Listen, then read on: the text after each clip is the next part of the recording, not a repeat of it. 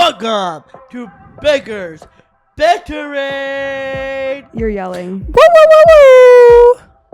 Thank you, Katie. Today we got Jenna and Nicole Baker. What's up? Hello. We're going to have to flip that little ball on your Santa hat to the other side so I can see Katie's face. Well, now Perfect. I can't see your face. Perfect. There you go. It's a hat. It's okay. And we got Miss Sassy Katie Baker over here. What did I do to deserve this? I do believe you were You know giving what I was her doing my sass. damn front phone. I do believe you were the one giving her sass most recently. You want to be on the naughty list, woman? Did you wake up on the wrong side of the bed? Yeah, his CPAP alarm went off too early this morning. Do you have something to You tell may us? blur this out, Jake. Don't flip off your sister. Are you going to Okay. introduce our special guest or what? Anywho, besides Katie Baker want to be our Grinch, and this one want to be the Screws. Okay. Ladies and gentlemen, we got a special guest right here, Mr. Uncle Dana. Mr. Uncle Dana, welcome to Baker's Bantering. Mele Kaliki Maka. Yes, welcome to the podcast, Uncle Dana. Thanks. Is this your first podcast? First podcast ever? Nice. Love that for you. With your chaotic nieces and nephew. Yeah. Crazy place. You've known the crazy for, 31 years. As long as you've been around, yeah. Yeah. Well, I do believe that my dad was crazy before I was here. Well, actually, and your mom was crazy long before you were here. I believe that.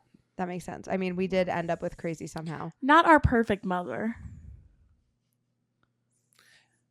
He's known imperfect sides of her. Okay, I know what she told you. She's not here. What did she tell you? So Valerie's my sister, told me the one rule for the Baker's Bantering podcast is you can't say anything embarrassing about me. Actually, I think I heard this conversation and she said you can only say nice things about Well, maybe me. that's what it was. Oh, so that doesn't mean you can't embarrass her. That's true. Everything's fair game. It's fun because You you can can just embarrass her and then say something nice like, it was so funny, it made my day. Or And then she it's was nice. cute. She was cute. Was. Well, you broke your thing now. You broke your rule. The nice rule. The nice rule. Well, it's gone. Lost my headphones. So, Derek, should we talk about our weekend real quick, or do you want to talk to Uncle Dana first and we'll come back to the weekend later? Actually, only one thing I do want to talk about is personal things before Oh, jump to anything. you have something personal to tell us? Let's hear it. You told me about my getting my retardants removed. Oh, at the last podcast, we did leave on a cliffhanger, and I brought up something that Derek is facing, and you told us that you weren't ready to talk about it. And now you're ready to talk about it. Well, Mom is not here, so Oh, so you can't talk about it in front of Mom. no. Why not? Because I don't want to worry or scare Mom because I don't know how I feel about this. Okay. Does Uncle Dana know what you're facing? I was just going to say, you got to fill me in, kid. What's on the line? Apparently, my body is David Shady for sure. You don't have to laugh about that. It's serious. It's not Sorry. changing naturally. It's changing by someone removing something from it. Continue. Apparently, your body needs to change. Yes. And it will help I'm you sorry, to be we more weren't- healthy. We weren't laughing at you as much as we were laughing at the way you said it. Yes, it was just a very funny way It to was phrase, an- I need to get my tonsils removed. It was an interesting word choice that made us giggle. So you need to get your tonsils removed. That's the bottom line. And that will help you to breathe easier and get sick less often and hopefully have a runny nose less often. Reason I bring this up because to remember you get your your tonsils removed? I did get my tonsils removed, yeah. But for me, I'm terrified. I'm scared. That's okay. And I'll be honest, I don't want this to happen. I keep crying and emotional tears, all of it, because I'm shaking out, okay? I know here I am shaking up again. I just don't know what to do. Can I tell you about my experience since I've done this before? Please. Have you had your tonsils out? No. Nope. Okay, so I did have my tonsils removed. I was, I believe, a junior in high school, so it was a long time ago. As a kid growing up, I would get strep throat all the time. All the time. I was constantly getting sick. It was a big problem for me. I had a problem, and it was consistently causing me issues. And the doctor, which at the time it was our pediatrician, which you know, Dr. Lazaroff, we trust him very much. He determined that I had large tonsils that were prone to getting sick and prone to viruses and all the things. And he determined that I would be better off without having the tonsils in. And I'll tell you what, I got my tonsils removed at probably 16, 17 years old. And I can count on one hand how many times I've had a severe sore throat since then. And I used to get 5 or 6 sore throats a year. And think about it, Derek. So, you know, I don't know if you really know this, but people with Down syndrome have smaller Nasal passages. Well, all sinuses in general. When you were a baby, you had tubes put in your ears to help you Well, with. I'm not gonna go that far. He said, Well- "Don't rehash the past." Okay, but listen, it's important. Are none of the tubes was in this body for sure? Okay, I wanna get you But that far you've together. My had body is changing. you've had procedures on your ears when you were little. You were very little, so you just don't remember. I remember though, because I'm your big sister. You also had multiple times that you had tubes put in your eyes to help with your Okay, drainage. That's He's like, you're making it worse. Okay, but that's TMI. Don't. Can bring I that say out. something? but what I'm trying to say, Derek, is No, Kate. Let Jenna talk. it is very common for people with Down syndrome to have drainage issues, sinus problems, issues with your nose, your eyes, your ears, your throat, all of those things. All of those parts of the body are in your face. They're all interconnected. They all work together every single day to help you breathe, to help you feel good, to help you see, to help you hear, to help you smell, to help you taste. All of those things work together, right? And for you, because you have Down syndrome, one of the things that Down syndrome does impact is your sinus passageways. Okay? And so your tonsils, it's not that surprising to me that you are also struggling because of your tonsils, because you have struggled in the past with your eyes and your ears. You were just little when that happened, so you don't really remember it. But what you do know about yourself, and I know you know this to be true, and everybody in this room knows this to be true, you struggle with your nose and your breathing. You know, we played that silly little game the other day. What was it? The tea light game. We listen and we don't judge. Oh yeah. And I told you, we listen and we don't judge. Sometimes I choose not to sit next to you at dinner because I don't want to listen to you breathe and chew. Can I tell you the good part about this surgery? What? Unlimited ice cream. Oh, he's so right. That is so true, Derek. Also, Derek, what I was Yeah, going to sure. say is not only did Jenna have to get her tonsils out and now you have to get your tonsils out, but in the past, I have dealt with doctors being so surprised by how large my tonsils are. And you know what I think? I think not only does it have to do with your Down syndrome, It runs in but the I think our family. genetics just have overly sized tonsils. And mom has her tonsils out, right? Mom Yes. has her tonsils Yeah. out. And she said before she got hers out, they were so big. That's part of the Yes. reason why they had to come out. Why And- you get sick? And I've had doctors be very surprised by how large my tonsils are. So I think it's just something that runs in our family to have. Plus, you have Down syndrome. Plus, you have that as well. So you just kind of have this double whammy. That means it's got to go. So, Derek, does it annoy you that you have to blow your nose all the time and that you always kind of have a runny nose, like consistently all year round? Your nose is always running. Does that bother you? He gets that from mom. Does it bother you? But to be honest, Jenna, I don't think it does bothers me, but on the one thing that really bothers me, get really annoying is spitting. Spitting. Right. You had a spitting problem and we've duked it out on this podcast before. And the spitting that caused the problem, and now I don't know what to do. Well, I do believe that taking your tonsils out will help. It's the spitting problem comes from a throat problem. That's where it originates. And here's the thing about getting your tonsils removed. And last night I sneezed so hard, boogers could come out. Oh, Derek, that happens to me all the time. I told Katie I think there's something wrong with my nose. Well, like blood like sister. I know. Okay, so here's the thing about getting your tonsils taken out too.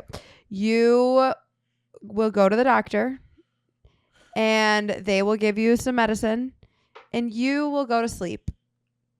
And you'll be sleeping and you'll be sleeping. Maybe you'll be dreaming. Maybe you'll be dreaming about fighting Dominic Mysterio WrestleMania. I don't know what you'll be dreaming about, but you'll be asleep and they'll take you. They'll do what they need to do and you'll wake up and your tonsils will be gone. Goodbye. There they go. And here's another thing about getting your tonsils out, buddy.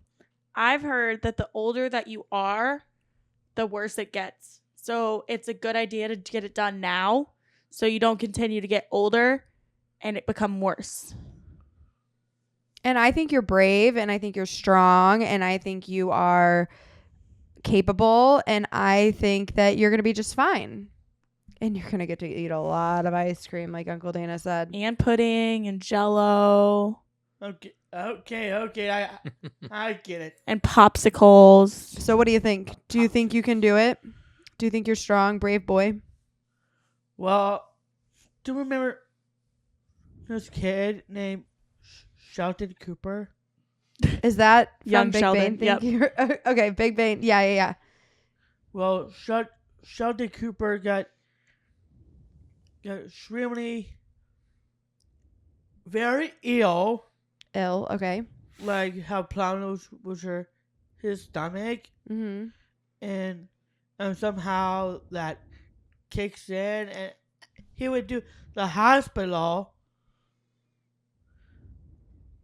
He was in the hospital very long time, Mm-hmm. and also when they do put shelter through. Does that scare you or does that make you feel more comfortable? When I see Sheldon Cooper went asleep, he was okay after that. Yeah. And then Do you need someone to sing Soft Kitty to you during the hospital stay?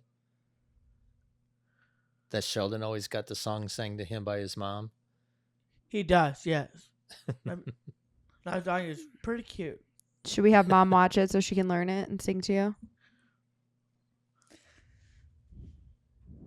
Okay. You can't see it because he's got the Santa hat on, but he did raise his eyebrows.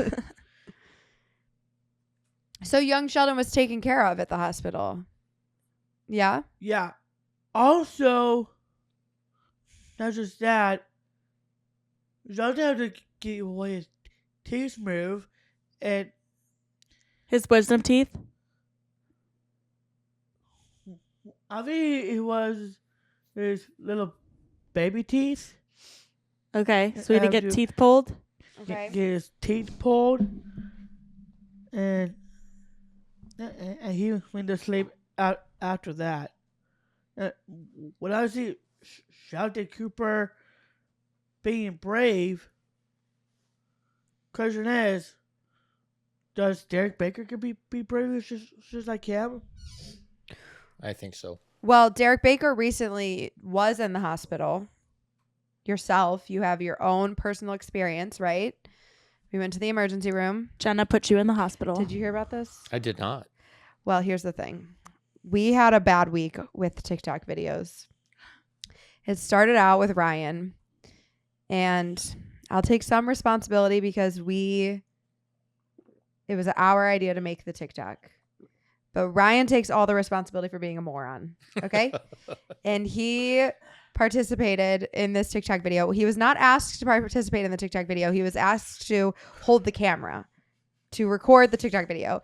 But while he was recording, he decided he wanted to participate because Derek and I were failing. And Ryan's like, I got this. And bada bang, bada boom, Dad's Ryan chair did broke. not have it. He broke Dad's chair. Uh-huh. And Yes. a Someone minute upstairs. later, Yes. he got hurt. And then 2 or 3 days later, Derek and I were trying to do a different TikTok video. And I knew there was the chance of either of us falling. This was questionably later that night. I don't think it was the same day. I think it was like a day or two later. Maybe. I think we're in different clothes. Anyways, Well, yeah, you had to change into your outfit. Derek wanted to dress up. I don't know if you know this, but for the past 3 years, Derek has dressed up as wrestling women. I saw that. Yes. Yeah. So we made a video where Derek was dressed up as a girl and I was dressed up as a boy. Right. And I attempted to pick up Derek, and we knew that there Well, there was was a this potential of TikTok falling. trend where it was like, I You want to spin. turn this Yeah. upside down. Yeah, and yeah. it's like usually like these dainty larger girls. men and these little girls doing it. Well, these guys tried to act like they really were Dominic Mysterio and Liv Morgan, Right. who did successfully do this video. Yeah. And we did intentionally do it in the workout room so that we were over the mats, so that hopefully, it wasn't Would too bad. blow. Well, unfortunately, we were a little too close to the treadmill, and I did drop Derek on the treadmill. And Derek was okay that Dropped night. his side on the treadmill. Yeah, Derek was okay that night. He was actually okay the next day. He went to his weightlifting.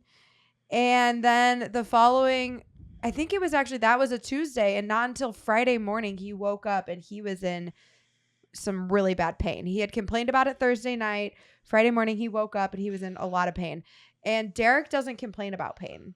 So it was very weird. He called me and I could hear it in his voice that he was scared and he was in pain. And luckily I was already on the way over to the house at that point. He told me that his Luckily you ribs did. hurting. Well, we ended up in the ER that day, and luckily there was nothing broken. It was just a deep bone bruise, which is why it kind of took some time to develop into a painful bruise. But regardless, you had your own experience in the hospital, and how did it go? Did they take care of you? They did. Did they make you feel better? They gave you stuff to make you feel better. It did. It actually did. I was fine, but I don't know about the whole tonsil thing. Okay, well, I think we've talked about the tonsil thing enough today. I think that you are very brave. I think that you have a good example from young Sheldon. I think you have a good example of your own experience in the hospital recently to know that doctors and nurses are there to take care of you. That's what their goal is, and they want to help you. And I think that we can just kind of leave it there. You can think about it, and you've got a little bit more time. Yeah. And So I have a question. okay. Uncle Dana, Yes. what was it like growing up with our mom? Oh, geez. That's a loaded question. It's a long question because that was a long time ago. It was fun. I mean, your mom and I, What's your age difference? 2 years, Okay. right? So I'm the middle boy. I have something in common with Derek. I'm the middle boy of a family of 3. Don't say that. Derek doesn't like to identify as the middle child. It's okay because we get blamed for everything, right, bud? Everything Welcome is to our. my world. I know everything was our fault. Well, maybe everything my was fault. your fault. I got blamed for everything. We've heard stories about you as a child. How much older is Aunt Vicky? So 2 years. So Okay, there's so two, two, two. 6 between Vicky and Valerie. So yeah, it was. We were buds in high school. When I was a senior and she was a sophomore, we hung around together. So yeah, I remember some stories about some concerts you guys attended. I don't think I Ooh. ever went to a concert with her, except for was when she we were not with very you? young. What's that? Oh, I said, was she not with you? I thought you were a part of that story. So I have a question. Being so close in age with your sisters, did you ever have any sort of overlap where like you had a crush on one of their friends or they had a crush on one of your friends? All the time. When I was in high school, yeah. When I was a senior and she was a sophomore, yeah. Did she like more of your friends or did you like more of her It friends? was kind of both. That's probably why we hung out together all the time, is because the yeah. age difference was perfect Yeah. for that. And So- the boy was older and the girl Yeah. was younger. Right. Yeah. So a couple of Like summers we Romeo spent. and Juliet. Like Romeo and Juliet. Sure. Luckily, not so tragic. Exactly. Yeah. Yeah. We spent a lot of time on the softball field and the baseball field. Oh, tell the right? story of when you umped. Oh. And Oh. yes. The umpire. So I used to umpire, for pocket cash, basically. I mean, I think I got paid like $10 or $12 a game, depending on how old the kids were. And I would frequently go to Valerie's games when I wasn't either playing or scheduled to umpire somewhere else. And if the umpires didn't show up, I would, fill in. And one game, she made the third out of an inning, struck out with a ball that was so high and so far outside. And she was the catcher. And the next inning, when she was warming up the pitcher after she got her gear on, I would always get down behind the pitcher to watch behind the catcher to see how the pitcher was actually throwing the balls so I could, call balls and strikes better. And I whispered in her ear, "You couldn't have hit that with a frickin' ironing board." And she caught the ball when it came in, took her mask off, put her gloved hand on my chest like she was going to whack me with her catcher's mask. And I said, "Oh, if you do that, I got to throw you out. Got to throw you out right now." And she just had that look that, Oh, yeah. that look. And she just She wanted to hit you. turned around and threw the ball back to the pitcher. Okay, I was thinking of the one where there was like the altercation with the other coach. Oh, that was horrible. But night. was that Papa that got into that, or was It it was. you? But you were Well, there, I was right? there. Were you the umpire that No, game I too? wasn't. I was Okay. just on the bench that night. And it's really kind of a funny story because there was always this one team from the neighboring town that there was always a lot of turmoil. Animosity, rivalry, sure. Kind of like the Blues and the Blackhawks. There was always something going on just under the surface. A little less skilled. Right. And Just a little. one of the coaches on the other team was really getting on the umpire, was just yipping about balls and strikes that were being called and the whole thing. It was just being loud and really giving the umpire a hard time. And at one point, my dad, who was coaching Valerie, just kind of stood up out of the dugout and was yelling across to the other coach, "Hey, just give the guy a break. He's calling it bad for both teams." And then the guy started, yelling at my father, and things escalated to the point where... How old do you think you guys were at this point? I think I was 15, so that would have put Val 13. I think Okay. Mom's always told this story like she was in 8th grade. This Yeah. was her last year playing. Yeah. So, and, things were quite a blur after that because the two older coaches got close to each other, and then, a punch was thrown. I don't know that it actually landed. And then I was off the bench, and I was actually behind the players' bench on the bleachers. And the next thing I remember, I was holding my father up in the air like his feet were dangling. And mind you, at the time, I probably didn't weigh 105 pounds. And Dad was a bigger guy, right? And I was holding him up against the fence. And I turned around because I felt sharp pain in both sides of my neck. And one of the girls from the other team had her fingernails in my neck, holding me. Wait, were you holding your dad? I was holding my dad. I grabbed my dad and moved him. Why did she take it upon herself to do that? No idea. what did don't Mom remember do? That part. I don't know what she was doing at the time. I I thought thought Mom. She might have gone after the other guy. I think she did. Knowing her. The story I always heard is that Mom had the other coach up against the fence with her elbow. With her elbow. And she had her catcher's gear on, so she was not afraid about what he was going to do to her. That's probably true. The funny part, I'd say funny part of that also is one of the girls on the other team I ended up dating a little bit later. The one that clawed you? No, she was the catcher on the other team. I remember her, but it wasn't. It was the pitcher. I remember dating her when I was a senior in high school.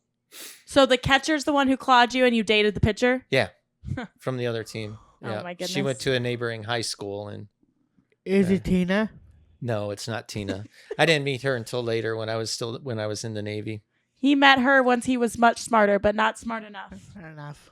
Right. Okay, so then you graduated high school and you joined the Navy. I joined the Navy in 1982 and left St. Louis. How did you, what drove you to do that? What was the deciding factor? Well, there's a history of the Navy in our family. Okay. Mhm. Papa was in the Navy, right?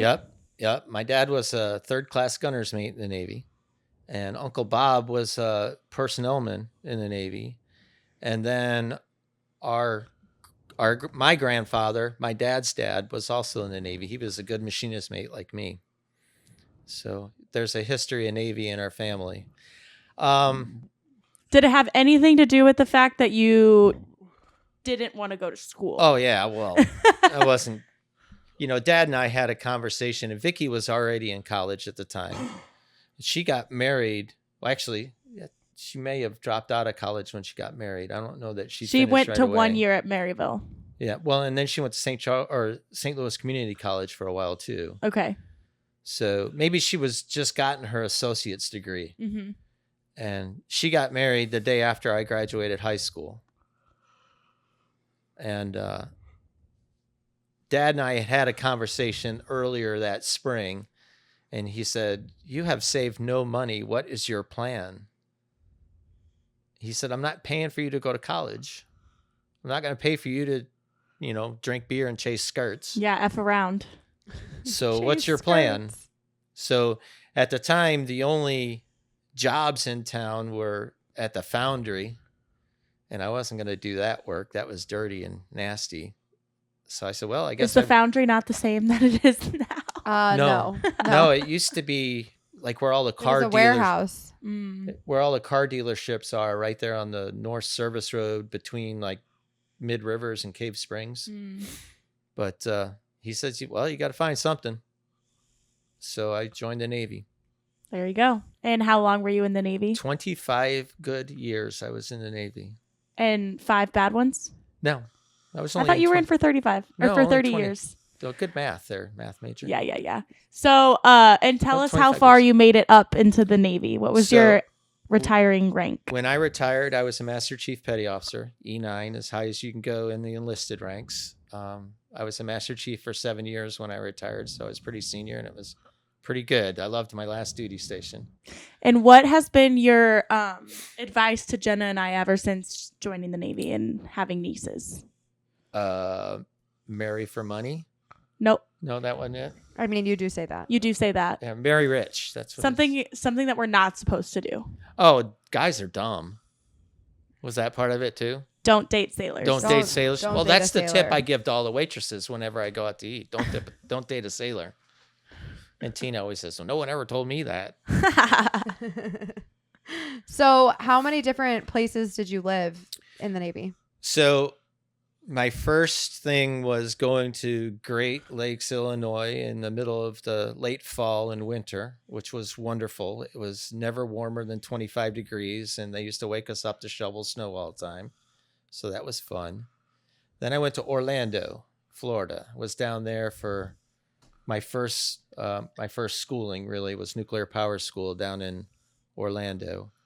And then I went to upstate New York, Saratoga Springs area, Ballston Spa for nuclear power training again. And that's where I met Tina. I actually went out to celebrate my dad's birthday. Without him. Oh, yeah, he was here. He was here, but we had a Friday night off, and I talked a couple of my buddies into going out to celebrate my dad's birthday, and I ended up meeting Tina that night. At a bar? At a bar. At a dance club. Nice. Yeah. Back in it was 1984. Was Everyone she a good dancer? She is. Do you remember like the first moment you saw her? Yeah, I do actually. She was sitting. I'll tell you, Glen Street, Glens Falls, New York, at a dance club called Scandals. Right, so very 80s, with music that I didn't particularly care for playing very loud, and she was sitting on like a little bench couch type thing, wearing a dress. Did she have big hair? I was gonna say. Oh, everyone had big hair. Did she have Yeah. a big perm? Yeah, everyone had big hair. So yeah, What was your opening line? I probably asked her to go out and dance, and Yeah. couldn't even hear each other. The music was so loud, right? So how do you get from dancing to dating? Because you didn't like have cell phones yet, did you? Oh hell no! Right. That's They what I hadn't been figured. invented. That's what I thought. So do you like get her landline? Do you get her address? Like, what do you do? So we must have ended up talking, and I really don't remember how, but I ended up seeing her and a friend. So I was there with, like I said, a couple guys, and she was there with one of her girlfriends that we're still friends with today. And we ended up meeting at a different club that was on Saratoga Lake called The Rafters. Again, very 80s. Loud dance music. A lot of Lionel Richie playing too, which is so very annoying. But Sounds like cheesy music. yeah, it was Cheesy music. It was absolutely cheesy music. But we ended up seeing each other a couple more times, and then I asked her out, and then we went on a real date instead of Club dates. a club date. So what was your first real date? Do you remember? Like, was it dinner, movie? So I said, "Hey, I'll pick you up for dinner, and then we'll go see a movie." Both. Classy. And so she gave me her address, and I think at this time I had brought her home, so I knew how to get to her house, where her brother still lives. Right, Joe still lives in that house, and she has a younger sister that's 6 years younger than her. So at the time, I think Tina was 21, so that made Angie like 15. Okay. And if you can picture this, the front of their house faced west. So it was like 6:30, 7 o'clock on a summer day. I was picking her up. So the sun was coming in towards the front of the house, low on the horizon. And they had one of those old screen doors, not kidding, painted that same color green that you can just picture, right? With the wood on the outside and then the screen that wasn't really flat. So when the sun was hitting it, I couldn't see inside very well. Right. And the front door was open, only the screen was cut, or it was closed. And I knocked on the screen and went whack-a-da, whack-a-da, whack-a-da, whack-a-da, right? And down comes the stairs what looked like Tina, dressed in a halter top and cut off jeans. And I'm thinking, it's very odd. I said dinner, as nice a place as I could afford in a movie, and she's wearing halter top and cutoffs. Like shorts. Cut off shorts, Right. yeah. Okay. I didn't know if we were talking about holy jeans or shorts. No, shorts. And then the door didn't even open. I still really couldn't see that well through the door. And then I just hear, "Teen, your date's here." It was her younger sister, Angie. Looked just like her. Still does. And then we went to the ground round. So what did Tina wear? Do you remember She was that? probably wearing a dress. Yeah. She frequently wears or used to wear dresses when we dated. We went to the ground round for dinner, which was a chain store like an Applebee's or something like that. And then we ended up, and we still can't remember if it was Footloose or oh shoot, I lost the name. The one with the girl welder that was dancing all the Flashdance. I like the Footloose version of this story.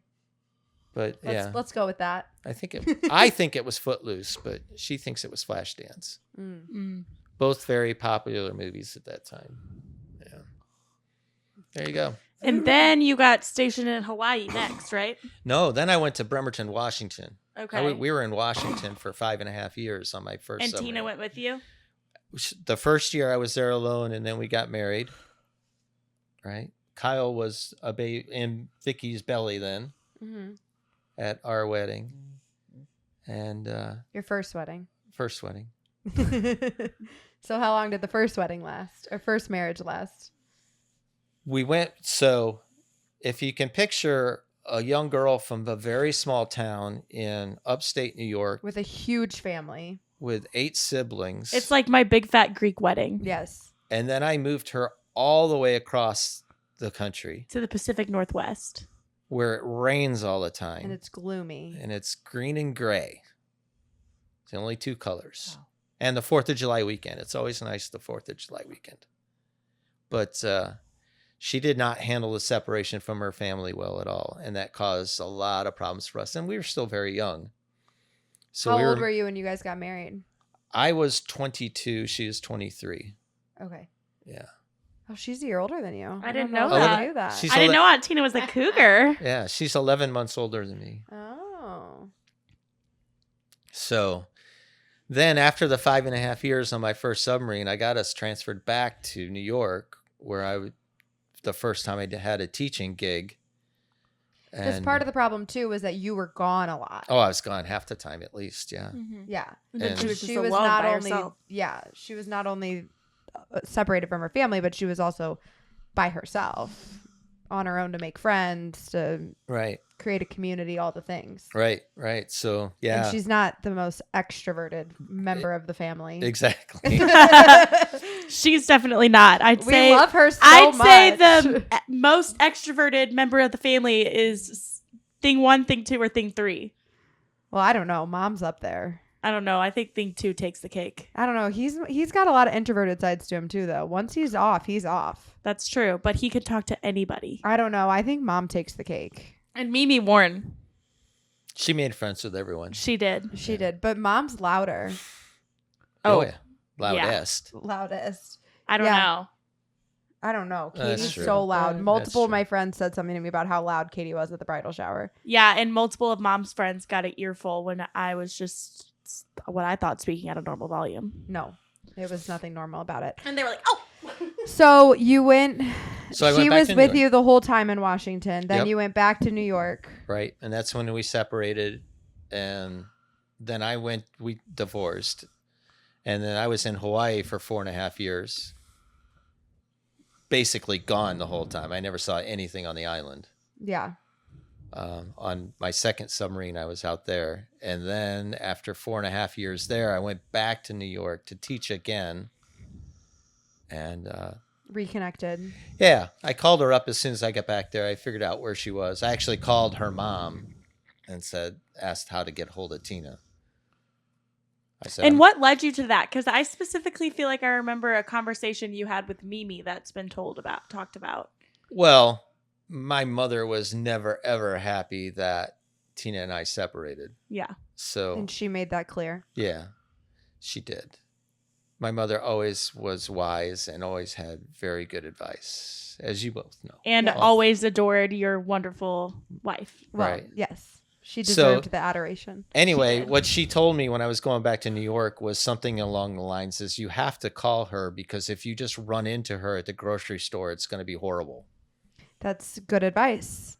She So told you to make the effort. I did. I'll tell you what, I have 2 people in my life, I won't name their names, that are, one is now definitely in a committed relationship, one is newly dating, and these are both men that I am close to, that when I found out about these potential significant others, I told them, I said, don't assume that she knows your intentions. Whatever your intentions are, make them known. If you want her to be your girlfriend, you need to tell her. Sure. And not tell her, you need to ask her. You need to make it clear what you want. Girls don't like to assume. Girls like when men tell them what they want. Well, and was it the original marriage that Mimi was like, you need to put a ring on her finger because otherwise she's following No, you that around. that was number 2. That was number 2. Okay. Yeah. Yeah. So So how many years between marriage number 1, divorce, and then marriage number 2? Or how long were you divorced?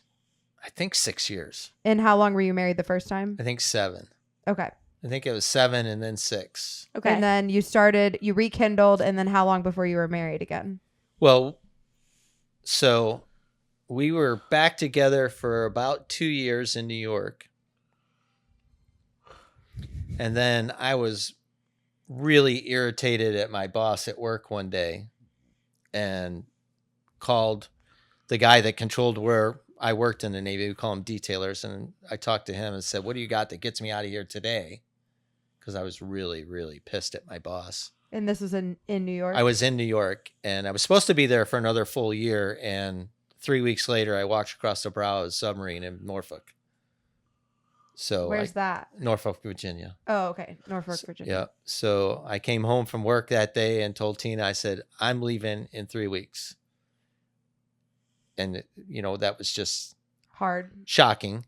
And I said, and I'm going to be in Norfolk only for a very short period of time. And then, so it was kind of a really strange situation. We ended up being apart for 17 months then. But you were still together? We were still together, but apart. So I went to Norfolk and took over as the leading enlisted guy in the engineering spaces. Was in Norfolk for a couple months, did a ceremony because we were going to decommission that submarine. And then we took it to the North Pole. So picture Lefty. Did you meet Santa? Yeah, oh yeah. Absolutely. I Did have you pictures. know that, Derek? No, I do not. That was on my list to make sure we talked about, so I'm glad we got here. I have pictures. In the North not Pole. with me, at the North Pole with Santa. So yeah, we took off, and if you can picture, we went up the east coast of the United States, past Boston, past New York, up past the Maritimes of Canada. Wait. That means Uncle Dana can say, Santa, I know him. We went to the North Pole and surfaced. It was the coolest thing I've ever seen in my life. So you went in a submarine. So you were underwater like that whole time. Yeah, and then So we you were didn't see the Statue of Liberty. Oh no. No, we didn't see anything. So how many people are on these submarines? I'm sure it varies, but So that boat I was talking about, the El Mendel Rivers was the name of it. We carried about 110 people. The first boat I was on was the USS Ohio, and our crew was about 135. So somewhere between those two. so between 100 and 150 max, Yeah. typically. Well, in when I was on the USS Buffalo and the USS Los Angeles, we would carry SEALs with us sometimes. Navy SEALs. Navy SEALs, yeah. Not So- the kind. Well, they kind of talk like that anyway because they're not real bright. But And all he we can would say say, that because at one point he was one. yeah, we would used to say about them is all they did is waste our food, our good oxygen, and fill the sanitary tanks. Mm-hmm. So when we had them on board, we'd have 150 guys on board. So there was no room to move. Right. Yeah. Tell us about the bunking situations on those submarines. So everyone that was junior to me, there would be 2 beds for 3 people. So they worked on an 18-hour shift. So they would be on watch for 6 hours, do maintenance or study or whatever for 6 hours, and then have 6 hours to sleep. So you'd have 3 different rotations, 2 different beds for the 3 people. So there's always one out of the 3 awake. yeah, they called it essentially. hot racking because you'd get into a bed that would still be warm from the guy before you. And how Sounds tight were those sanitary. quarters? Well, there was a room this size would sleep 12. Ooh. Oh my God. And this is actually, it's bigger or smaller than this room, would sleep 12. So they were 3 beds high. Yeah. Except for when we had the SEALs. When we had the SEALs, we'd just put beds head to toe underneath the torpedo stoves in the torpedo room. So it'd be like 20 feet long with 10 beds and then 10 beds, head to head. Yeah. We just called it the orgy pit. Oh my Oh God. my God, Uncle Dana. And we made the SEALs sleep there. Yeah. So what was I don't remember the term you used, but coming up on the North Pole We surfaced. surface. We broke through the ice at the North Pole. It's where we saw Santa Claus. Did you see any wildlife? We did not. What? We did not see any Probably wildlife didn't want at to all. see a polar bear. No, but we did have, we had someone up on the sail. That's the top part of the submarine that you can imagine. We had someone up there whenever anyone was topside with a high-powered rifle. But yeah, didn't see anything. It was so quiet. That was what was so What time of striking year about was it? October, early November. Okay. I have one more question about the bunking. Okay. Triple decker. Mhm. What are you picking? Bottom, medium, or top? When I got senior enough to pick, I got the top. I Why? figured the top's the best. Well, you don't have to worry about hitting your head. Well, you still had to worry about hitting you're your in a head submarine. because it's still there's no. So real, there's not necessarily more room at the top. Well, there was a little bit Mm-hmm. because the ones underneath just had a flat from the bed above them, right? When I was on the top, there was always like a wire run or piping or something that I could shove my book up in there or whatever I happened to be reading at the time, or a little more storage on the top that you put stuff, like a little shelving stuff. So And how then- long are you under? Like, what's the longest you ever went underwater? The longest I was ever underwater was 108 days. Wow. So is there like, they say sunlight's like really important. Obviously, you're not getting it underwater. Is there special lights for that, or do you just lack vitamin D? You just lack vitamin D. Mm-hmm. It was really bad when we pull back into Hawaii. Tina would always, well, let's go to the beach. And I'm like, are you kidding? You can see through my skin. You want to bring me out there? I'll be a French fry in 10 minutes. My pasty white skin normally anyway. So, yeah. When we'd go to the beach, I'd have to sit underneath the one palm tree and then just chase the shadow around as the sun moved. So what are some of the countries you've been able to visit? So, obviously, all around the United States from west coast to east. And then lived in Hawaii for 9 years total. But I went to Japan, I think 19 times. We were always in and out of Japan. Why was that?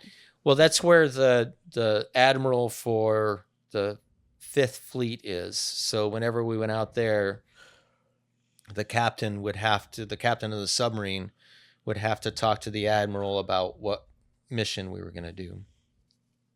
So in and out of that port quite frequently, either Yokosuka or Sasebo.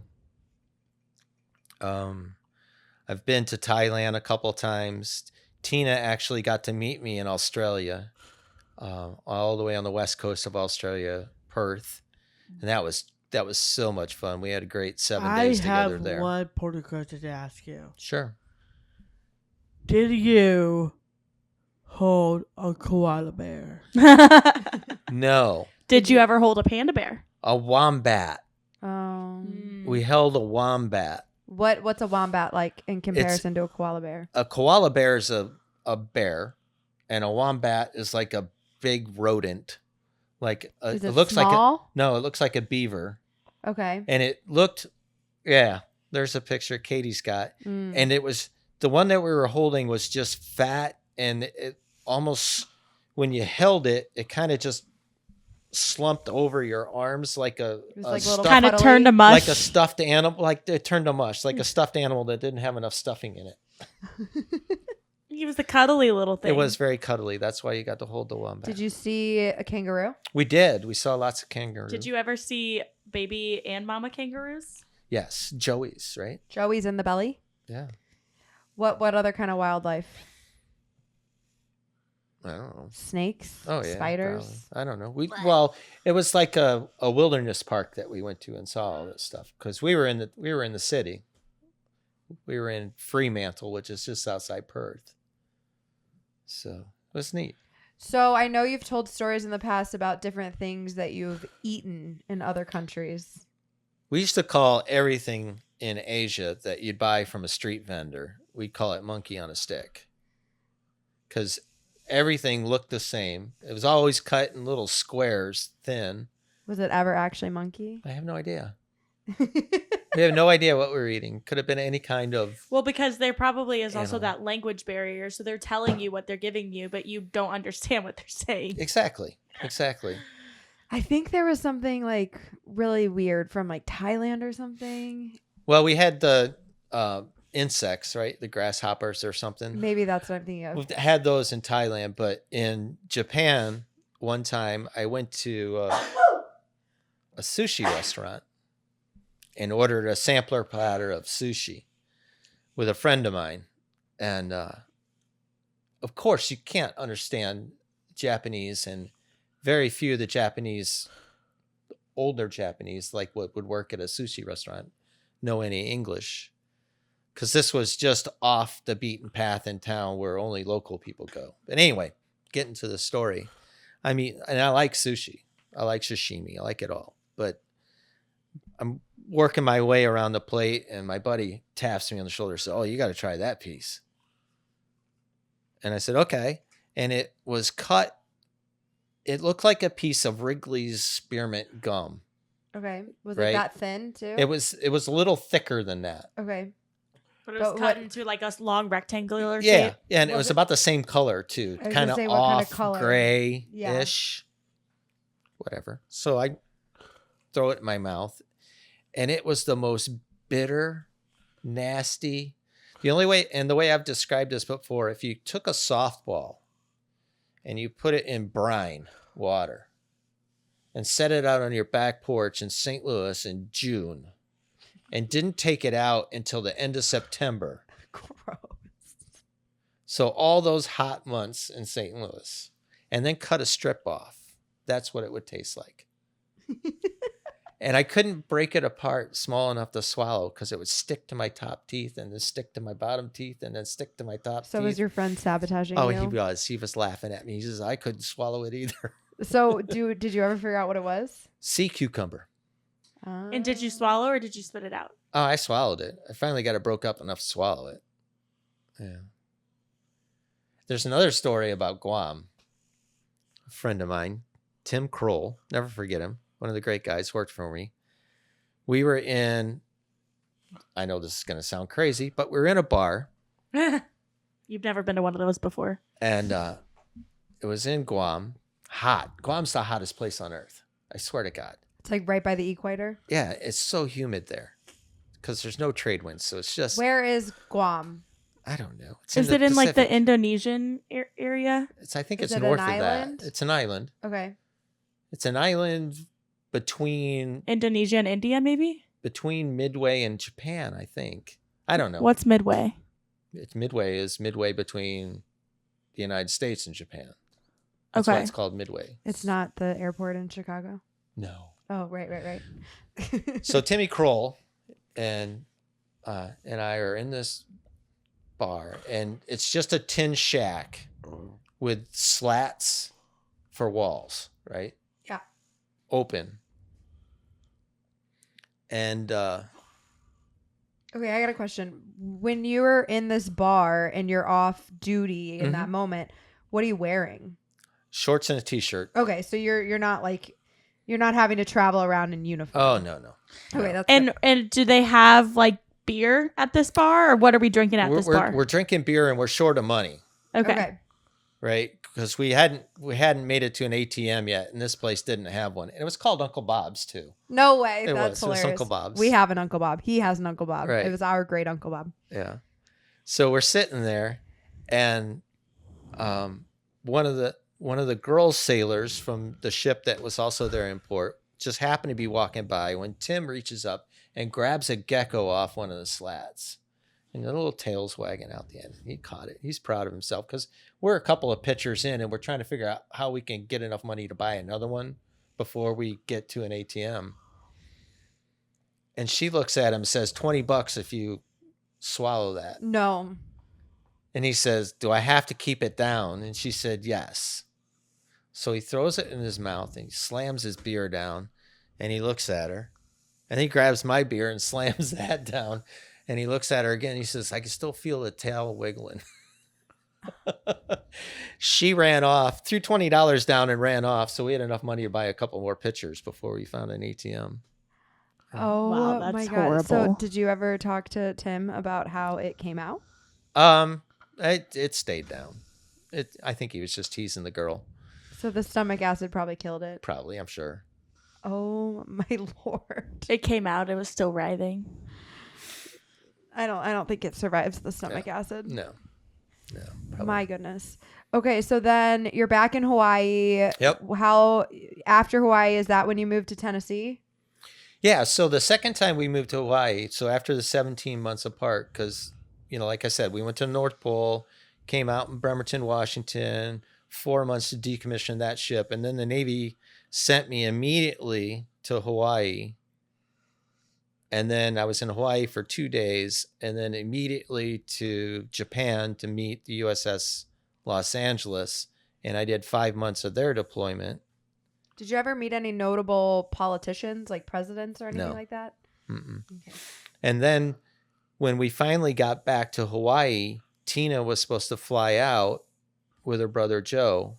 So 9/11 happens and Tina doesn't come. You guys get sent back out. What does that look like for you guys as the Navy? What are you guys doing? So the surface ships were going out to form a defensive picket or whatever you might Barrier. call it, barrier there around the islands to use their radars or whatever for any kind of aerial protection. And the other thing that just peaked in my mind was that all air traffic was shut down for days Yeah. in the United States following that. And any kind of air traffic that was essential was escorted by military jets. So basically what the surface ships were doing was setting up the defensive barrier, and then the jets from Hickam Air Force Base would be patrolling the skies for any kind of air traffic. And what we actually did on the submarine, we went out to sea and, I don't know what tactically we were doing at that time, but we went back out.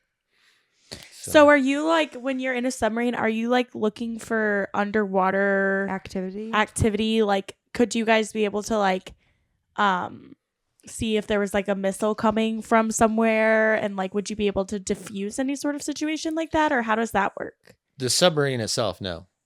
Okay. No. That would not be our job. Okay. Who does that?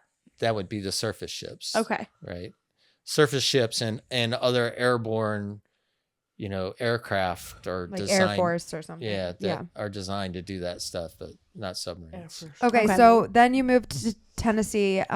Before we move on from the submarines, we do have to talk about, because we have learned many a game from you that you learned on the submarines. So what did you guys do when you weren't working? Like, what does that day-to-day look like? And then when are you playing card games? As often as possible, playing card games. Well, in my submarine life changed significantly from my first boat, the USS Ohio, and my last boat, the USS Los Angeles. So when I was on my first boat is when I learned how to play cards, right? And when I got a little bit senior on that boat, I was in a more favorable rotation where I would only stand watch once a day instead of twice every third day. And occasionally I would end up getting 30 hours off. So there were several times where your 30-hour off started on a Saturday afternoon and you would play cards until Sunday, going back at 6 o'clock at night, going back on to work or whatever you want to call it. Were you sleeping in those 30 Oh, hours? no. We just play cards the whole time. We would stop long enough to go get something to eat and then right back at the card game. Yeah. And you could, there was times that I played from, like I said, from like noon on Saturday until 6 o'clock on Sunday afternoon and won 25 cents. So what kind of games were you playing? At that time it was just poker, but we played a lot of euchre, which Yeah. is that's when I learned how to play euchre. Yeah, and Was we on- love euchre in our family. Yeah. So it's a I never play. You don't want to play euchre. It's complicated. I can't learn. You can learn. You are a good learner. we'll give it a shot. We'll try. Cool. Maybe we'll try in Casey this weekend. Sweet. Okay, so then you moved to Tennessee. Yep, moved to Tennessee, and when that was my last duty station at Navy Personnel Command. It was very interesting. Policies and Procedures branch of Navy Personnel Command, so it was a lot of fun. and that's where I retired from the Navy. And so from Tennessee, you went to Illinois. Nope, we moved No. to Massachusetts for a year, Oh, yeah, you did. right? So we moved to Massachusetts. Massachusetts. That's exactly where John Cena lives. It is. Yeah. Was he your neighbor? No, Bummer. we lived in Worcester, Massachusetts for a year, but it was close to our New Hampshire family. Right. So we were only 2 hours from our New Hampshire family, and How far were you from Tina's family in upstate New York at that point? we were 3 hours from her mom. Okay. We moved back there because neither of her parents were doing very well at that time, physically. So we moved back there, so Tina could be finally closer to her family. And then, and that lasted a long time. yeah, a year, because, well, quite frankly, we couldn't afford to live there. I wasn't making a lot of money in my job, and we had one of our best friends, one of my best Navy friends was living in Illinois, and said, "Come to Illinois, make more money." So were you doing nuclear stuff up there in Massachusetts too, or did you start doing that when you got to Illinois? I was an assistant project manager, building boilers for cogen trash burning plants.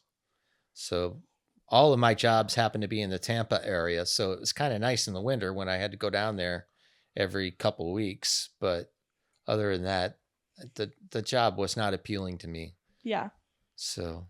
And then you moved to Illinois and Moved to Illinois, back into the started- nuclear yeah. power program, or, at a conventional or a civilian nuclear power plant.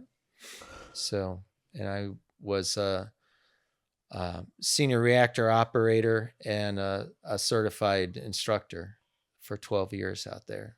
Wow. Do you want to share your thoughts about nuclear power? Or no? Well,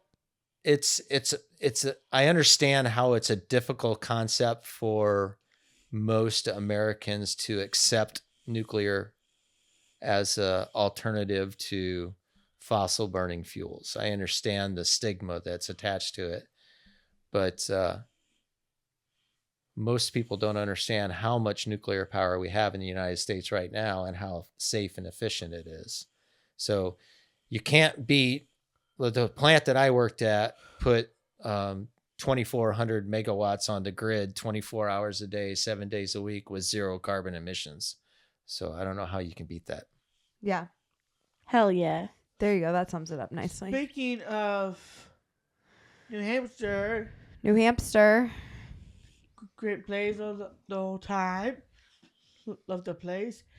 And New Hampshire, which is I went to this past summer. Mm-hmm. I was a great movie.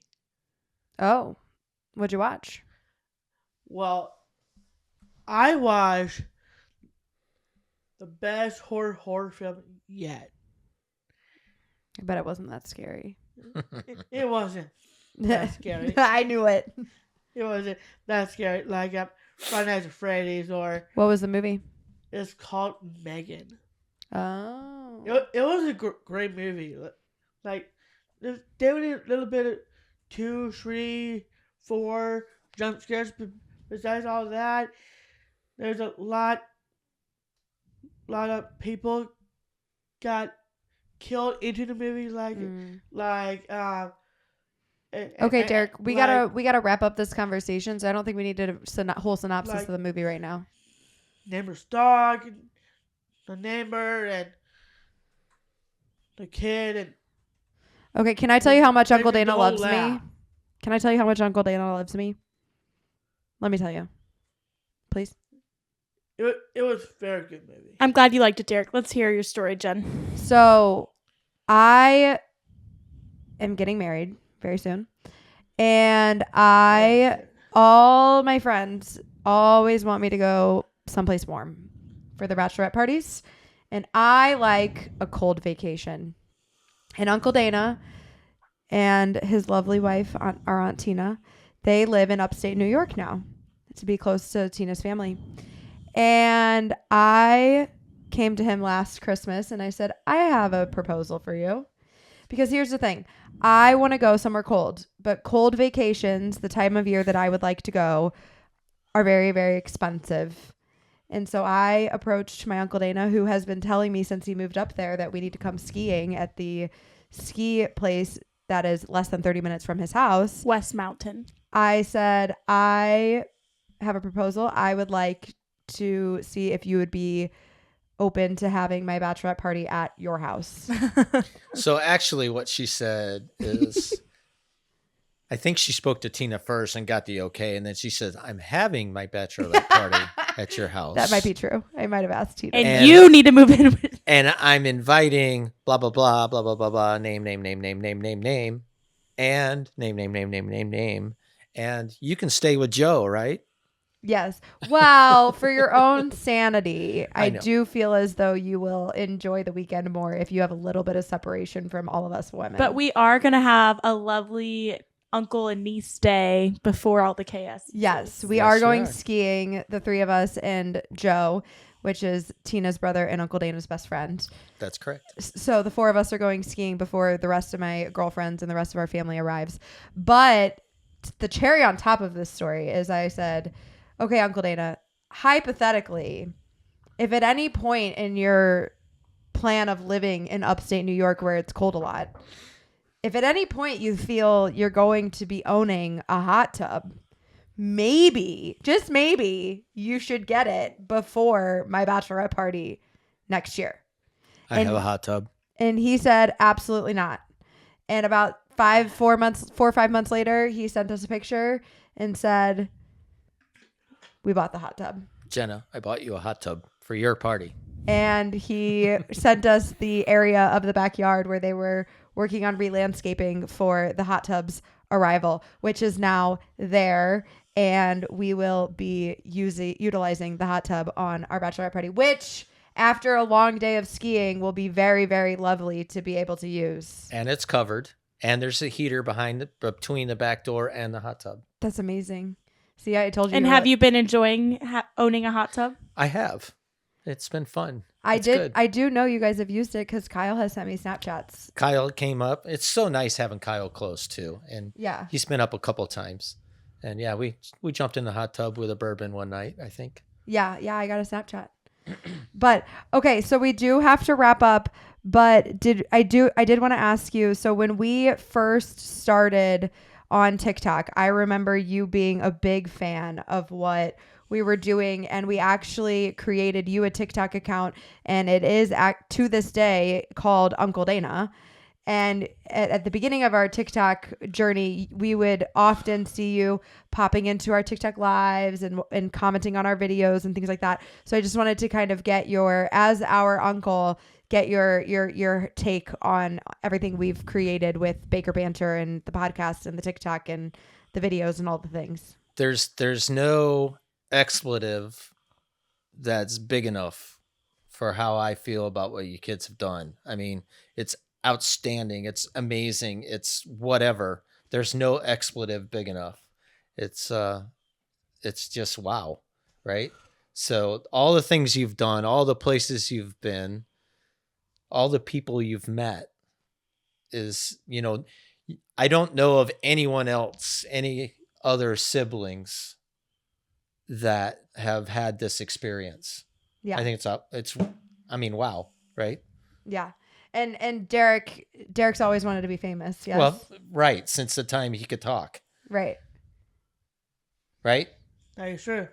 He was born for fame, baby. All right. And speaking of Derek and wanting to be famous, Derek did inform us that before we wrap up today, he does have a confession for us. Would you like to share? Yes. I'm interested. I'm I concerned. love Yeah. a good Derek confession. Well, He said, good thing mom's not here. Kofi's mom is not here for this, so last week I should say it, but mom was in a room, so I could not do that. But today is a good day to do it now. With my two sisters, Jen and Katie, is basically my uncle as well. So, You guys remember Jesse's guy from the Fun Squad? No, but sure. And Ryder as well from the Rock Squad. Jazzy is from Jazzy's guy is from the Okay. Fun Squad. You may What about her? look that up if you guys like, especially Ryder as well. My confession is, I have a YouTube parents. My dad's name is Ryder, and my mom's name is Jazzy's guy. So let me get this straight. This is one of those situations like your fake family in Texas, They're not fake. but they're fakely your parents. YouTube parents. Okay. Okay. I was really Are we hoping going for to a better talk about our confession than weekend that. at all? A little bit, briefly. What do you have to say? I don't know. Should I tell everyone about my idiots? Oh my God, Katie injured the hell out of herself. I've never seen anything like it. Did you guys know a tongue could bruise? And bleed. We found this out. So Katie found it on out Friday the hard way. night, we were eating our Papa Murphy's pizza, and I was just going to town, chomping on my pizza. And unfortunately, I chomped on not my pizza, but I bit my tongue so hard at dinner that I stood up, caused a scene, started yelling. Everybody's like, what's wrong? Is it too hot? Is it this? Is it that? And I'm looking at her and I'm like, she's about to cry. I'm like, did you bite your tongue? And then she shakes her head, yes. And I start she sobbing. shed tears I start sobbing. in front of our whole family. I I have was there. blood in my mouth. I I was there. I go to like The whole spit the blood out of my mouth, and it just like keeps coming. And then it turns out that, yeah, like my tongue has completely bruised. It's starting to get better, but it's Monday and this happened on Friday. And if anyone's ever bitten their tongue before, like you probably had got just like a little bit of a hurt tongue and like it healed in like a couple hours because your mouth heals so quickly.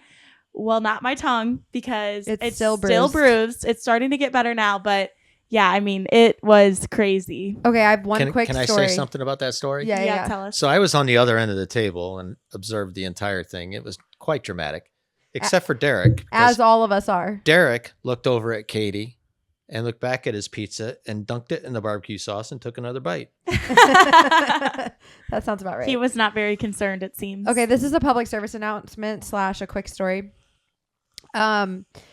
I as we have talked about this a little bit, Katie and I have been on our healthy girl era as we are approaching the upcoming wedding. And so I have been trying some healthier options recipe wise. And so we did the game at the bridal shower where the guy and the girl switch shoes and you have one of your own shoe and one of their shoe. And then you say, would this person do this? Would this person do this? And then depending on their answers, you raise the shoes. Chris and I agreed on every single answer except one. And it's, who's the early bird? And we both raised Chris's shoe. And who takes longer to get ready. Who takes longer to get ready? Who's late? We raised my shoe, like whatever. Okay. So we get to the question, who's the better cook? And I knew we were going to disagree on this. And we disagreed. He raised his shoe. I raised my own shoe. And here is what I'd like to say about it. I was not a very good cook when we started dating. I have certainly learned a lot from him. And he was a good cook. And he still is a good cook. However, now that I have gotten much better and my time does tend to be more flexible, I do the majority of the cooking. And he likes it. So therefore, I argue that I am the better cook because I am cooking the majority of our meals. And what was Chris's argument to defend the fact that you are, in fact, not the better cook? Unfortunately for me, last week, before this bridal shower, I experimented. And I tried to make a healthy recipe. And I'm just going to tell all of you this right now so you don't try to do this and you don't make my mistake. It's not a good alternative. I found a recipe that said it was bell pepper nachos. and the bell peppers replaced the chips. So I created a sheet pan full of bell pepper nachos, cut the bell peppers into fourths, put all the goods in there. I had meat, I had shrimp, I had corn. I heard topped she it with- didn't have very much goods to go in there. Well, compared to the amount of bell peppers there were, that might be true. I used a whole pack of deer meat and 2 servings of shrimp. Like there was plenty of stuff in there. It just wasn't, it was spread so thin because there were so many bell peppers. right. So Chris, we play this game. He raises his shoe and I raise my shoe and I'm like, that's not fair. I'm so much better now. And I cook a lot and you really like it. And he looks at me in front of everybody and says, we threw away your dinner 2 days ago. Which was true because we had tried bell pepper nachos and he humored me for his first serving of bell pepper nachos. I gave him 4/4 of a bell pepper filled with the filling. And I said, there's 4 more in the oven for you because they were pretty big, but like it really wasn't that much food. If you didn't have all 8, you weren't really going to be eating enough calorie wise for a dinner. And he looked at me when he finished his first 4, knowing that there was 4 more in the oven for him. And he said, what if I just take the filling out of the other 4? And I did not take offense to it because I also was not very much enjoying my meal. Well, it's a good thing he said, what if we order some Chinese? Well, we both ended up snacking a little bit more that evening to sustain our hunger. And he did take the filling out and he grabbed something to eat. I heard stuff your with. healthy meal turned into you having 2 pieces of bread and butter for dinner. Only 1 piece of bread and butter. But I did end up getting chips and I did eat a piece of sourdough bread with butter on it. So it was a bit of a fail. And so this is my public service announcement. If you see a healthy recipe online that's like, oh, this is a great idea, bell peppers instead of nacho chips, just don't do it. Don't do it. Not a good substitution. Okay, I think we got to wrap up and say Merry Christmas, Happy New Year, and we will talk to our Baker's Bantering friends in 2025. Do you want to do the honors? Well, first of all, it's been quite a journey in 2024, and I can't wait for some more good stuff to happen, especially for wrestling as well. Of course, always. And get ready for January 6th because it's gonna be the very biggest deal. It is for that. Monday Night Raw on Netflix. Monday Night Raw officially will be on Netflix on January 6th. I'm so excited. I do believe that's the day this podcast comes out. So happy wrestling fans. I know. So I can't wait what's going to happen. That so excited. It's gonna be very fun for that. And also especially we're going to the biggest stage very soon called WrestleMania, Las Vegas. Okay, nobody said we're going to that. But What? WrestleMania is occurring in Las Vegas, yes. If you are still here, thank you for listening to Especially- Baker's Bantering gotta this go. week. The Rumble. So that being said, guys, you guys have a great Christmas, Happy New Year's, and later bring our 2025 to come, and we are so excited that do this year. So we'll see what's going to happen. Go find our merch. Go Find- find Jenna's Etsy store. Find us on all the platforms at Baker Banner. Uncle Dana, thank you for joining us. Like, subscribe, Let's share. go Blues. Let's go Let's Blues. go Blues. And we will Let's talk go to you next Blues. time. Next year. Next year. Peace. Peace. Next year. Peace.